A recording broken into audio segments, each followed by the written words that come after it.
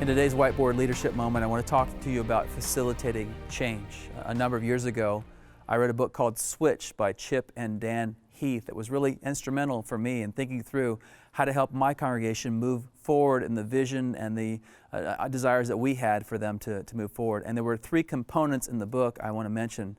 The first is that people need ample motivation.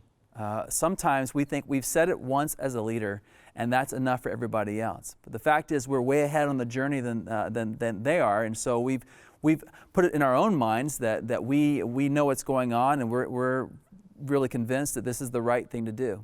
And yet most of us, if you understand the Rogers curve of innovation, most of us are innovators or early adopters, and so it's very easy for us to get on board with what's happening. With most people, though, they don't have ample motivation. There's no clear, compelling reason why they can't stay where they are in order to move toward the vision that you have for them. And so what's your plan for helping people move? What's your plan for moving their hearts and their minds, engaging their thinking, engaging their hearts to make this move? What is the ample motivation that you're supplying for this change you're about to make?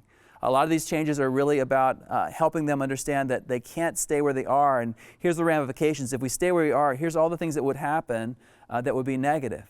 On the other side, it's where we want to be, and all the ramifications of what would happen, the positive things, if we were to make this move. And both are really important in creating ample motivation. The second is clear direction. Clear direction is really important because people may have in their hearts and their minds, they're motivated to make the change, but they're asking the now what question.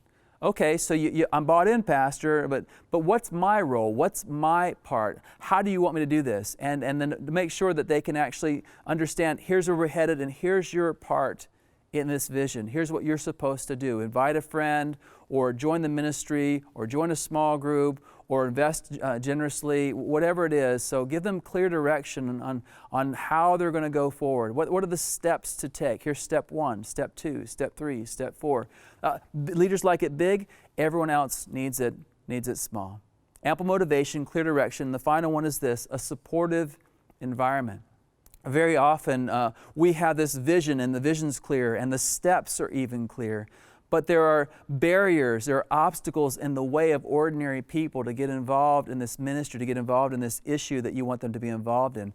It may be, for example, that there's a competing system somewhere. There's another ministry that actually, you want them to get involved in Sunday school, or you want to get them to go in small groups, but you have some other discipleship pathway, some other discipleship interest that actually is going to take energy away, and it's a competing system. Or perhaps it's sideways energy. There's some things that are taking so much energy over here that have nothing to do with this pathway toward change that you want to have, but you've got them so involved in this that they can't possibly be involved in what you want them to be involved in. Ample motivation, clear direction, supportive environment. Let me give you a simple example. You want people to be involved in missions.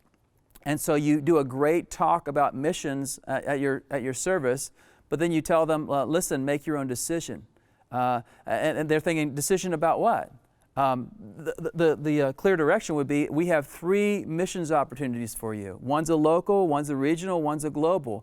One's happening in the fall, one's happening in the spring, one's happening in the summer. Clear direction. I want you to choose one of those. And then actually have, just so you know, outside after the service, as you walk out, we're keeping your kids for a little bit longer, and so you don't have to pick them up yet. In fact, you can't pick them up because they're having a lot of fun right now.